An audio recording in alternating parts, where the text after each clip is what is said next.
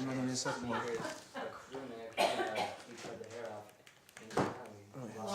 Ouais, j'ai l'impression que ça marche. Hein. Non, c'est bien. Non, ça va, c'est Fais comme si. comme si j'avais déjà bu. Mais... Vous étiez en bas.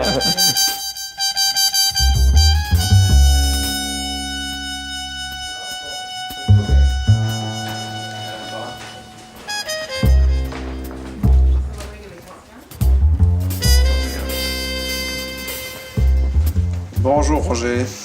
Bonjour. Je vous présente Roger Facon. Alors Roger Facon a un parcours un peu spécial. Roger used to be a cop, and for the last almost 40 years, he's been writing investigation books. En fait, c'est un peu un retour à l'enfance, parce que j'ai baigné dedans à l'âge de 10 ans. J'ai une famille un peu particulière. Mon arrière-grand-père était alchimiste. Et sa fille, donc ma grand-mère, s'intéressait beaucoup au fantastique, à l'ésotérisme, à la science-fiction, etc. Donc moi, à l'âge de 10 ans, je plongeais dans sa bibliothèque, ses confidences, etc. Et c'est quelque chose qui m'a à la fois nourri et protégé du monde, qui est quand même assez impitoyable. Et voilà, et nourri mon imaginaire, donc j'ai épuisé matière. Et aujourd'hui, bon, j'arrive un peu j'ai 67 ans, c'est un peu un moment de faire un peu un bilan sur ce qu'on a fait, ce qu'on a écrit, etc.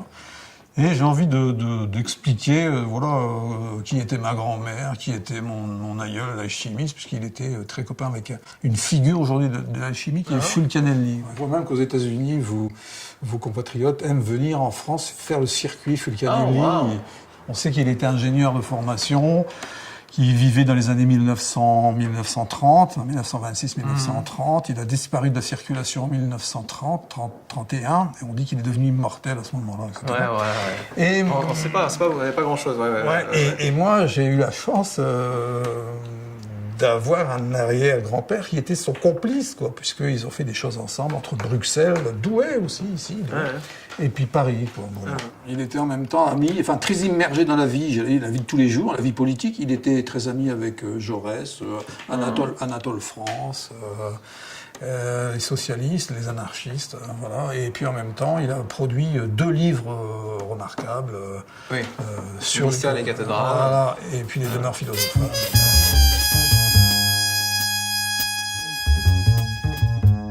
Quand j'avais 10 ans, ma grand-mère me donnait des carnets qui étaient ceux de mon aïeul, dans lesquels étaient dit des choses sur l'alchimie, des dessins, etc. C'est un peu des révélations, presque. Ouais, c'est vrai. Et alors, ce qui est rigolo, c'est qu'aujourd'hui, on est à Douai. Et Douai a joué un rôle important, parce que Fulcanelli venait à Douai. Et il disait que Douai est une ville magique, il se passe des choses un peu magiques à Douai. Mon aïeul s'appelait Léon Patin, donc c'était un intime de Fulcanelli. Il l'a aidé à créer un cercle s'occupant d'alchimie, mais l'alchimie du verre, une voie très particulière. L'alchimie du verre, une voie qui est très peu connue. Et mon aïeul lui disait que c'était la voie totale de l'alchimie, en suivant des opérations très spéciales, très longues, très difficiles, etc. Il fabriquait 2 sortes de verres. Les miroirs alchimiques de mon aïeul, Alphonsine Thomasin, son assistante, dialoguaient avec des entités égyptiennes. Oh wow! She was having a conversation with Egyptian entities. Alors deuxième, puisqu'on en est là aux confidences de cette ville magique de Douai, Fulcanelli venait au moins une fois par mois à Douai. Une fois par mois, il allait dans une rue qui n'est pas très éloignée, je veux dire que c'est la rue Saint-Jean, vous connaissez rue Saint-Jean, voilà. Et où Jolivet Castelot avait son laboratoire, son hôtel particulier, puisqu'il vivait là, à rue Saint-Jean. Donc ils se voyaient une fois par mois, soit ici à Douai, soit à Bruxelles. Soit à Paris, à Montmartre, au Chat Noir, comme cabaret du Chat Noir.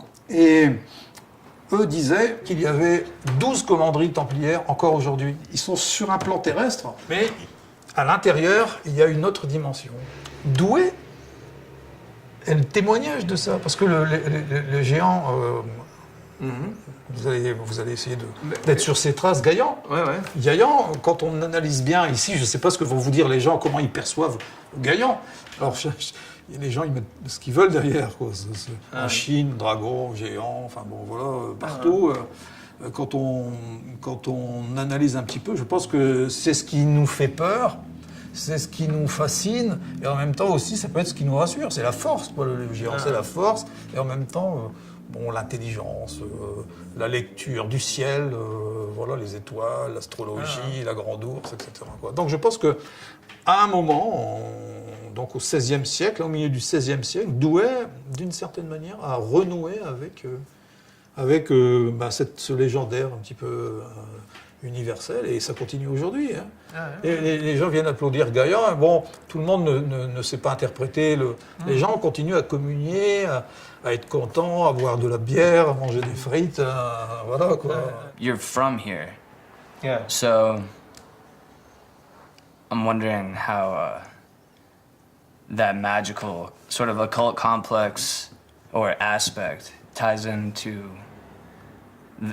your novels. Ah oui. L'écriture ou l'intérêt pour l'alchimie, ou c'est quelque chose qui a disparu, qui est revenu Alors c'est quelque chose qui ne m'a jamais quitté. C'est l'enfance, c'est ce qui m'a formé, quoi. Le problème, c'est que ce qu'on peut dire aujourd'hui, moi je le dis parce que bon, voilà, Thomas m'a contacté parce que j'ai écrit un certain nombre de livres, mais c'est pas un sujet qu'on aborde comme ça. Comme ça facilement. Moi, j'en parlais très peu avec les copains, par exemple, parce que on dit, attends, c'est des histoires de fous, quoi. Hein, le monde moderne s'intéresse aux businessmen, s'intéresse aux gagneurs, aux créateurs d'entreprises, etc. Mais pas aux alchimistes. L'intérêt pour Fulcanelli, c'est un intérêt assez récent, finalement. Ah, d'accord. Hein, Fulcanelli sort ses premiers livres en 1926, son dernier en 1930.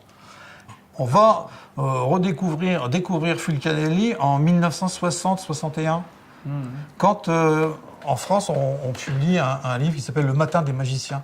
Ah oui, des deux gars qui ont créé la revue, de Poels et Berger, qui ont créé ensuite Planète et les ateliers Planète. Ouais. C'est en 1960 qu'on découvre vraiment Fulcanelli. Donc moi je le lis très vite parce que même voilà, ma grand-mère me donne des bouquins. Et puis elle me dit, quand je lis Le Matin des magiciens, elle me dit, lis bien ce qu'on dit sur Fulcanelli parce qu'en fait c'était un copain de ton arrière-grand-père. Voilà, c'est comme ça qu'est venu l'intérêt pour Fulcanelli. Et alors c'est assez particulier entre Fulcanelli et puis nous, enfin je veux dire nous, bon, les Français et vous, les Américains, c'est que Fulcanelli avait... d'après mon aïeul, ma grand-mère, avait sa belle famille, donc, du côté de son épouse, Fulcanelli, ils étaient originaires de New York. Et ma grand-mère, pour des raisons d'astrologie mondiale, dit, toi, quand tu écriras, tu pourras écrire tout ce que tu veux, mais sauf sur l'alchimie, sur ton grand-père et sur moi, pas avant 2014. Voilà pourquoi j'ai attendu. J'ai... de temps en temps ouvert quelques petites pistes, mais sous une forme très romancée, à travers un roman que j'ai fait qui s'appelle La Templière, qui est paru en 2015, etc. Mais vraiment sur Fulcanelli, sur l'alchimie, c'est depuis très peu, depuis 2 ans. Et t'as l'intention de continuer? Oui, j'ai l'intention de continuer parce que quand j'ai écrit les 2 livres, je me suis dit, mais après, j'ai rien mis dedans encore.